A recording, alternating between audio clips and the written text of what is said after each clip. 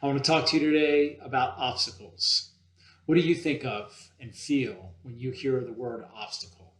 Does it induce feelings of fear and uncertainty? Do you think of problems, challenges, troubles? Or do you have a feeling of excitement and exhilaration?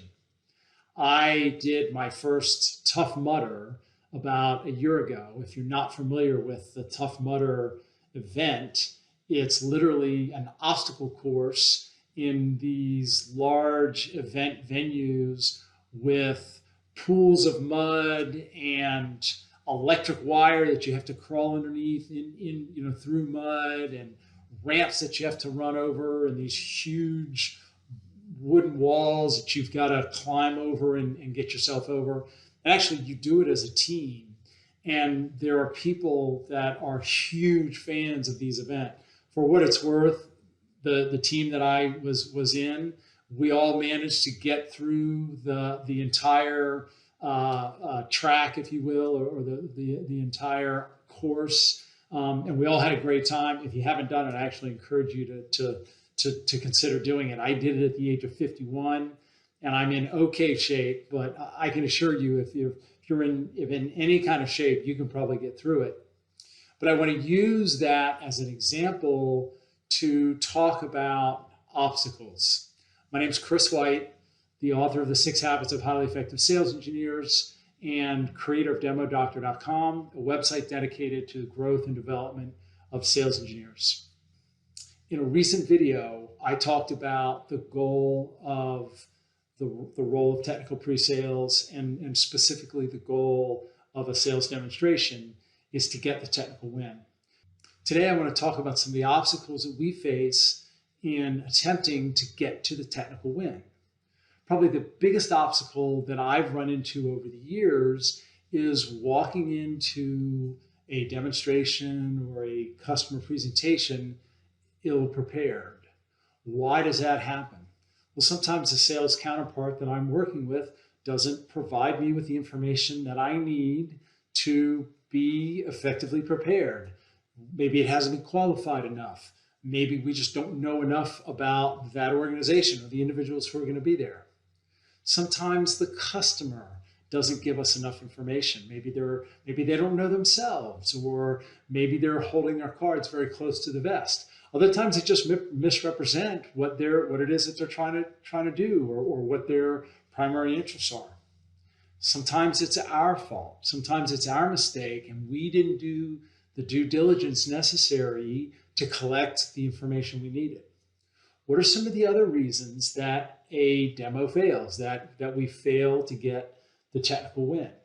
Sometimes we'll have people in the audience that are in favor of another product or another vendor, and so they ask questions that make us look bad, or they throw questions at us trying to trip us up. Sometimes we just get somebody in the audience asking what I call PITA questions, pain in the ass questions.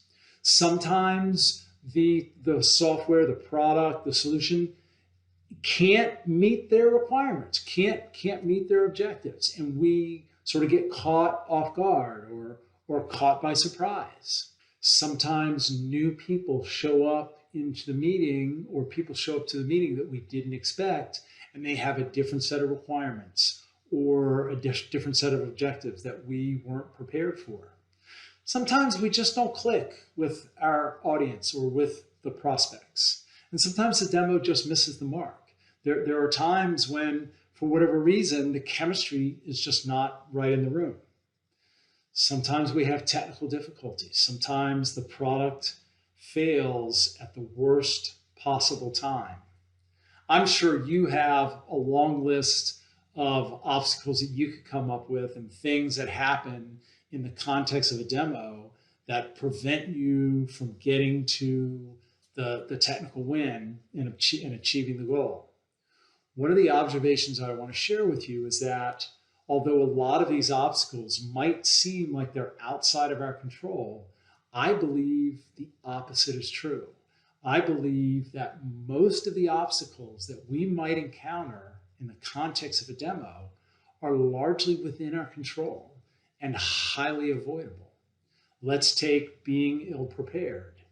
Whether our sales counterpart is proactively giving us information or not, we need to take it upon ourselves to really probe into any request for a demonstration and make sure we understand as much as there is to know.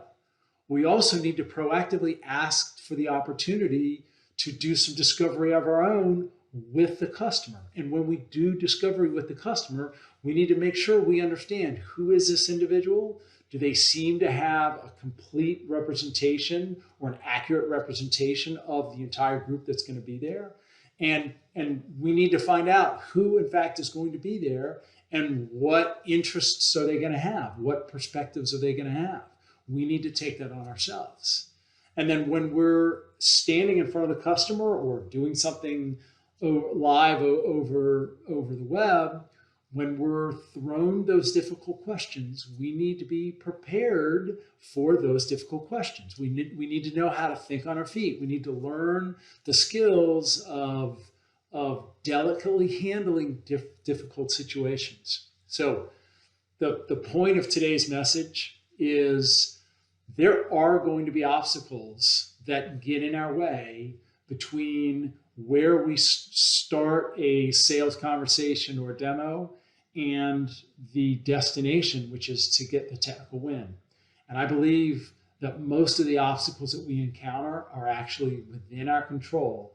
There are things that we can do before the sales demonstration or before the presentation to mitigate those risks and prepare effectively.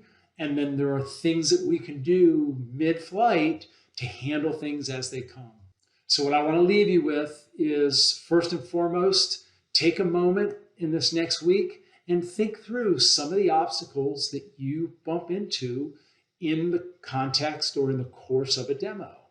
And consider which ones do you potentially have more control over than with that. What could you do from a proactive stance if you know to mitigate the risk of running into those obstacles to begin with and better handle them in real time? So with that, if you know anybody else who could use a weekly checkup from the DemoDoctor, I encourage you to share this. And as always, remember, people buy from people, and sales is a team sport. Develop those healthy habits so you can continue to deliver winning demos. We'll see you next time.